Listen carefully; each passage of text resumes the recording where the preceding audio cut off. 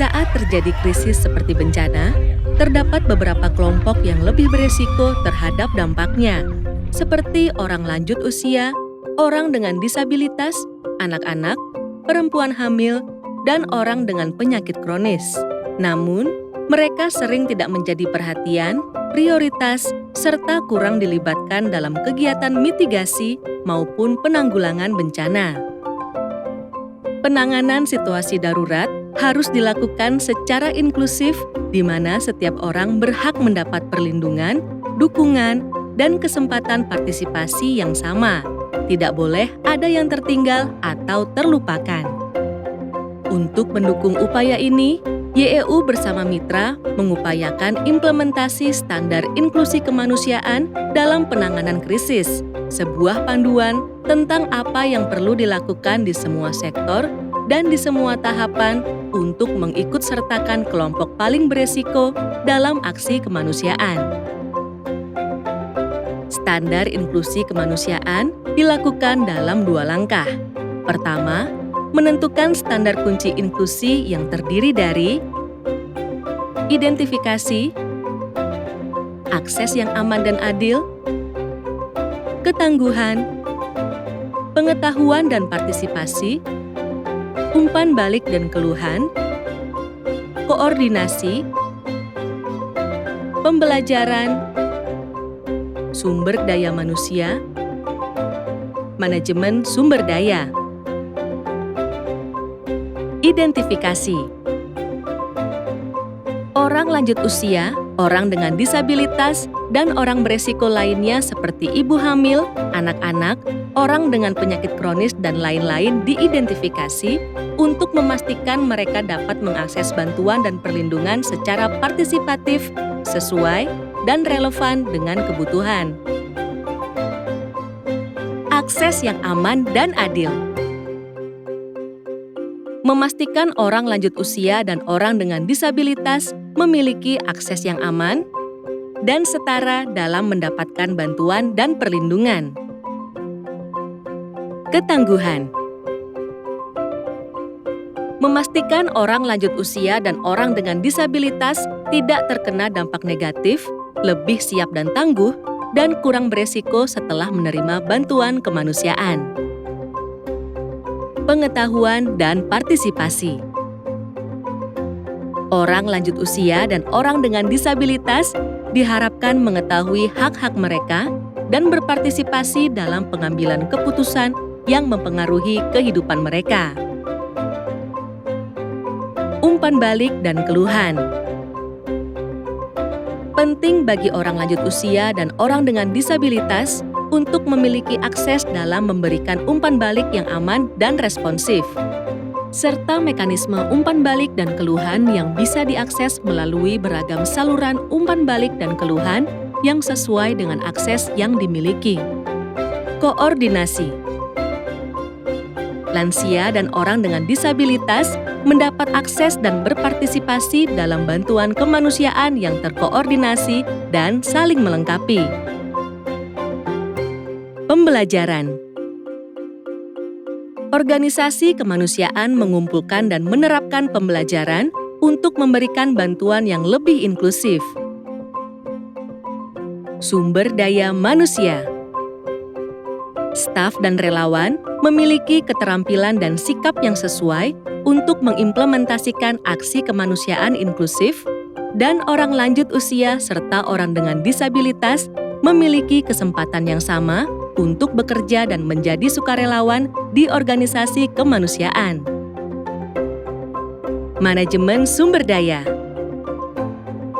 Organisasi kemanusiaan harus mampu mengelola sumber daya secara inklusif sekaligus mempromosikan inklusi.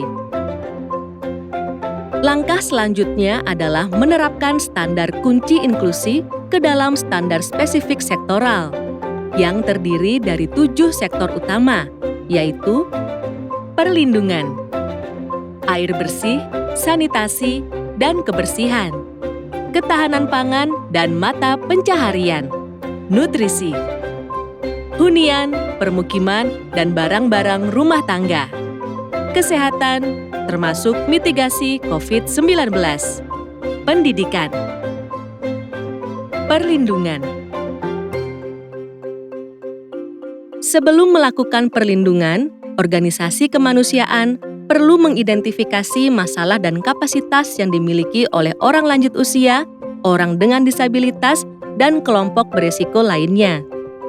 Orang lanjut usia dan orang dengan disabilitas yang memiliki masalah perlindungan dapat mengakses layanan perlindungan dan telah dilindungi dari resiko bahaya fisik dan psikologis. Libatkan mereka dalam pencegahan kekerasan, eksploitasi dan penyalahgunaan, serta dalam kegiatan pemberdayaan. Air bersih, sanitasi, dan kebersihan. Pertama, identifikasi dan pantau orang lanjut usia, orang dengan disabilitas, dan kelompok berisiko lainnya yang membutuhkan akses terkait air bersih, sanitasi, dan kebersihan. Pastikan mereka memiliki akses bermartabat ke persediaan air, fasilitas sanitasi, dan kegiatan promosi kebersihan. Libatkan mereka dalam aktivitas penyediaan air, fasilitas sanitasi, dan kegiatan promosi kebersihan. Ketahanan pangan dan mata pencaharian. Orang lanjut usia dan orang dengan disabilitas memiliki kapasitas terkait ketahanan pangan dan mata pencaharian, mampu mengidentifikasi kebutuhan dan terpantau. Pastikan mereka memiliki akses ketahanan pangan dan kegiatan mata pencaharian. Kegiatan penguatan kapasitas diberikan untuk memastikan bahwa orang dengan disabilitas dan orang lanjut usia mampu memilih sendiri kegiatan ketahanan pangan dan mata pencaharian sesuai keinginan dan kemampuan mereka. Nutrisi. Orang lanjut usia, orang dengan disabilitas, dan kelompok berisiko lainnya diidentifikasi berdasarkan kebutuhan gizi dan termonitor secara berkala. Pastikan mereka memiliki akses ke layanan dan fasilitas gizi. Ajak mereka terlibat dalam program gizi dan perkuat kapasitasnya. Hunian, permukiman, dan barang-barang rumah tangga. Orang lanjut usia dan orang dengan disabilitas memiliki tempat berlindung dan kapasitas dalam pengelolaan barak pengungsian. Pastikan mereka memiliki akses yang bermartabat ke barak, hunian, dan barang-barang rumah tangga. Libatkan mereka dalam kegiatan barak, permukiman, dan standar barang-barang rumah tangga, seperti membantu melengkapi standar dan panduan inklusif yang ada di barak, pemukiman, dan barang-barang rumah tangga. Kesehatan, termasuk mitigasi COVID-19. Orang lanjut usia dan orang dengan disabilitas memiliki kapasitas dan mampu mengidentifikasi kebutuhan terkait kesehatan mereka.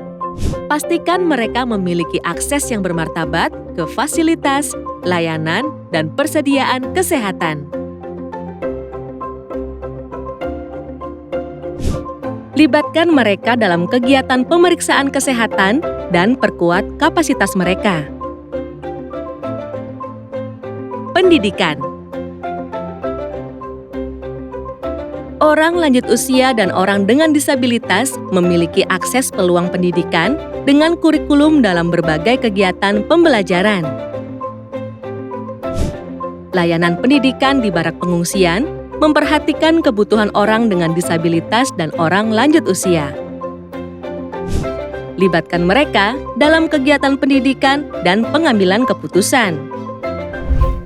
Standar inklusi kemanusiaan ini dirancang untuk membantu memahami kebutuhan, kapasitas dan hak, dan dorongan agar orang lanjut usia dan orang dengan disabilitas dapat terlibat aktif dalam aksi kemanusiaan. Standar ini dapat digunakan sebagai pedoman program, juga sumber untuk pelatihan dan advokasi, khususnya untuk mempengaruhi kebijakan dan praktik organisasi yang lebih inklusif. Mari bersama mewujudkan Indonesia yang lebih inklusif.